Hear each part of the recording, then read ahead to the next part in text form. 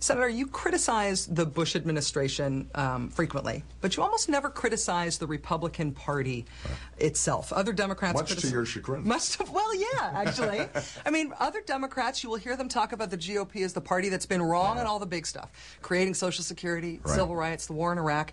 But you don't really do that. Do you think there is a stark difference between the parties? Well, I do think there's a difference between the parties, but here's my belief, that I'm talking to voters.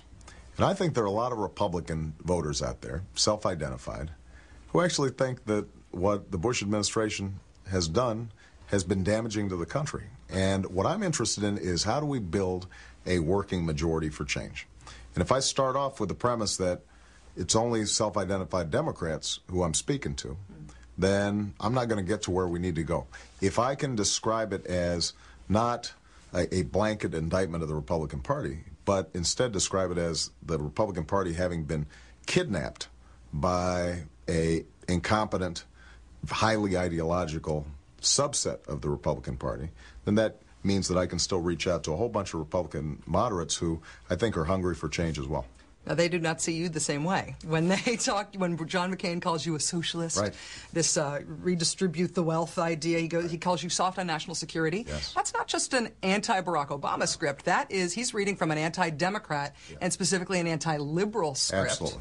And so you have the opportunity to say, John McCain, George Bush, you're wrong. You also have the opportunity to say conservatism has been bad for America. But you haven't gone there either. Yeah, I tell you what, though, Rachel, you notice I think we're winning right now. So maybe I'm doing something right. I know you've been bruising, cruising for a bruising for a while here, looking for a fight out there. But I just think people are tired of that kind of back and forth, tit for tat ideological approach to the problems. Now, there is no doubt that there is a set of premises in the reigning Republican ideology that I just think are wrong. This whole notion, and it's been captured by this back and forth about whether I'm a redistributor, I think is a great example. The notion that the progressive income tax, which was instituted by Teddy Roosevelt, supposedly John McCain's hero, is somehow un-American, I think is an example of how people have gone way off track. The Republican Party has gone so right when it comes to how we think about our obligations to each other, how we pay for things. And as a consequence, because most people think it's pretty important to pay for roads and bridges and schools, what we've ended up doing is tax cuts, no spending cuts, huge national debt. There's a core hypocrisy to how they have governed over the last several years that I think has to be reversed. And so we're going to challenge those things. The important thing, though, is I just want to make sure that I'm leaving the door open to people who say to themselves, well, you know, I'm a member of the Republican Party, and I remember people like, Chuck Percy in Illinois, or Abraham Lincoln of Illinois, pretty good Republican, that there's some core values that historically have been important to the Republican Party, but just have not been observed over the last several years. There may be some policy fights ahead, particularly on responding to the economic crisis, that will have both a practical and an ideological component. If we are looking at economic stimulus, is there a possibility that you could see in your first term, if you are elected, that we need an economic stimulus program that felt to Americans a little bit like a public works program, a little bit like an FDR-style infrastructure building program? Well, I've actually talked about this, and I haven't been hiding the ball on this. I think we have to rebuild our infrastructure. I mean, you look at what China's doing right now. Their trains are faster than us. Their ports are better than us. They are preparing for a very competitive 21st century economy, and we're not. One of the most frustrating things over the last 8 years has been the ability of George Bush to pile up debt and huge deficits and not have anything to show for it, right? So if you're going to run deficit spending, then it better be in rebuilding our roads, our bridges, our sewer lines, our water systems, laying broadband lines. One of I think the most important infrastructure projects that we need is a whole new electricity grid.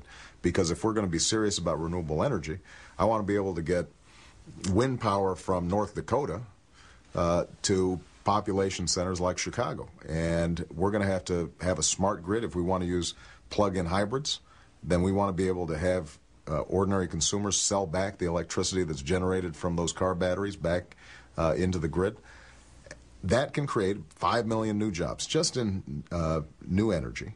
But it's huge projects that, generally speaking, you're not going to have private enterprise want to take all those risks in. We're going to have to be involved in that process. Also an issue on something like the electrical grid, that's an issue of American resilience, even against the threat of terrorism. A lot of times when you look at counterterrorism officials, the things that they game out are an Al-Qaeda attack on the electrical grid. That's exactly well, right. You know, at this point, a snowstorm is an attack on our electrical grid. That's exactly right. Are there Homeland Security vulnerabilities that you think are fixable in ways that would also be good for the economy? Well, you mentioned one. The electricity grid, I think, is important. I think that chemical plant security is another, where the chemical industry has been resistant to mandates when it comes to hardening their sites.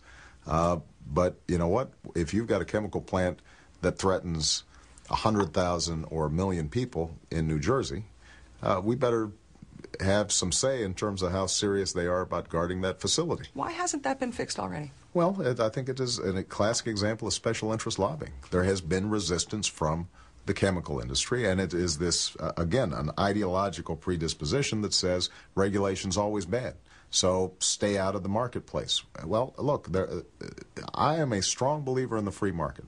I am a strong believer in capitalism, but I'm also a strong believer that there are certain common goods, our air, our water, making sure that people are safe, that require us to have some regulation. Now, it has to be well designed, but the financial system is a classic example of a deregulation philosophy run amok.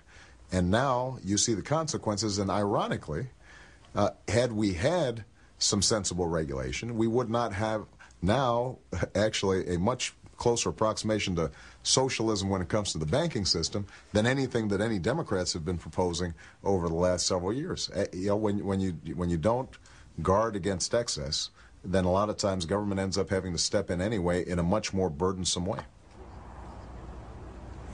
Still ahead, part 2 of my interview with Barack Obama. We will turn to the thorny issue of Afghanistan. The most important thing we're going to have to do with respect to Afghanistan is actually deal with Pakistan. We've got to say to the Pakistani people, we're not just going to fund a dictator in order for us to feel comfortable with who we're dealing with.